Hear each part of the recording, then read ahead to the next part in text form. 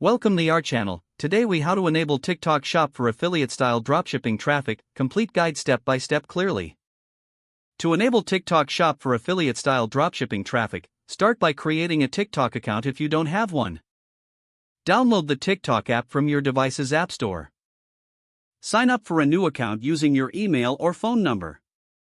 Complete your profile with relevant information about your brand. Next, ensure you meet TikTok's eligibility requirements for TikTok Shop. Visit TikTok's merchant page to review the necessary criteria. Once eligible, navigate to the TikTok Seller Center. Click on Sign Up to create a merchant account. Fill out the required information, including your business details. Verify your account through the email or phone number provided. After verification, log into your TikTok Seller Center. Now connect your product catalog to your TikTok Shop. Choose to upload products manually or via a bulk upload option. Make sure to add high-quality images and compelling descriptions for each product. Once your products are uploaded, set competitive prices and shipping options.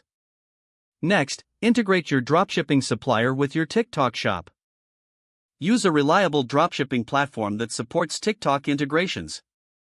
Configure your settings to automate order fulfillment.